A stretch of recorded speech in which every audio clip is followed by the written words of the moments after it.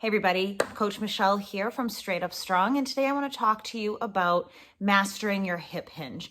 Now, the hip hinge is commonly found in exercise programming, and while we also hip hinge in our everyday lives, it can often be hard for folks to really master that hinge in a way that safely translates not only into our workouts, but into our everyday lives. Like think about picking boxes up off the floor, picking kids up off the floor, right? So all of these things we do in our everyday lives, we are training for. So today I'm going to show you 3 ways to practice mastering that hip hinge so that you can not only do your workouts in a safe and efficient and effective way, but also apply to your everyday lives. So let's get going.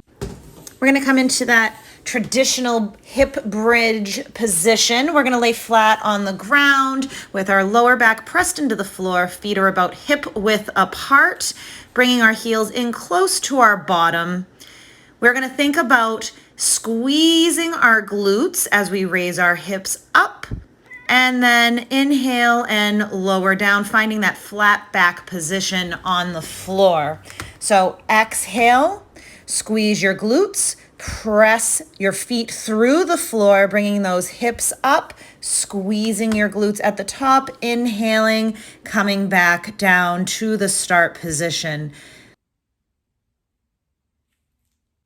Our second position is going to be in a tall kneeling position with our shoulders stacked over our hips, over our knees about hip width apart. We're going to inhale and think about bringing our bottom back and down towards our heels, and then exhale, squeezing our glutes and our core again to come up to that full extension in that tall kneeling position, making sure that we are hinging at our hips, keeping that straight line from our head to our tailbone as our bottom comes back and down towards our heels.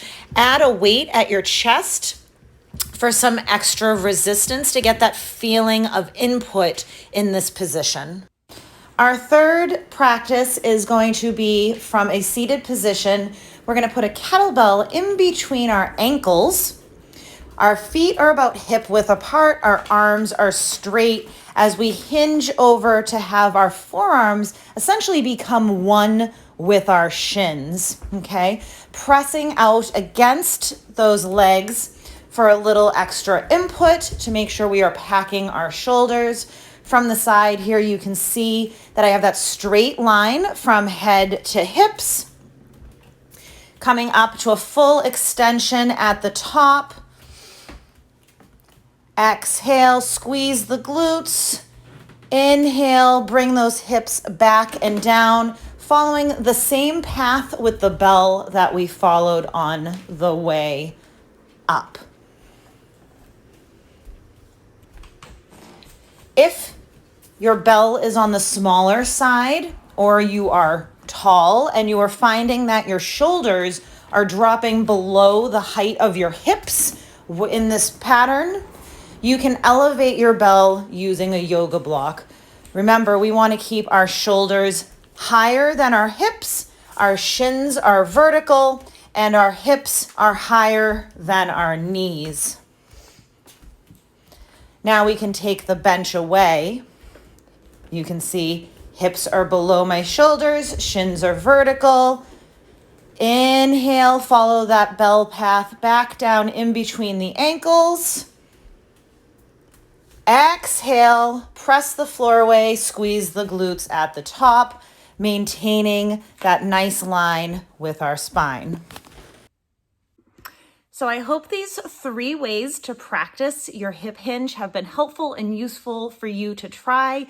Would love to hear how they've helped you or what your questions are in the comments below. And if you did find this helpful, please make sure you subscribe to our YouTube channel. We offer workouts and fitness tips, nutrition tips once a week, every week on Tuesdays. Would love to have you join our community here, as well as on Facebook and on Instagram. You can find those links below.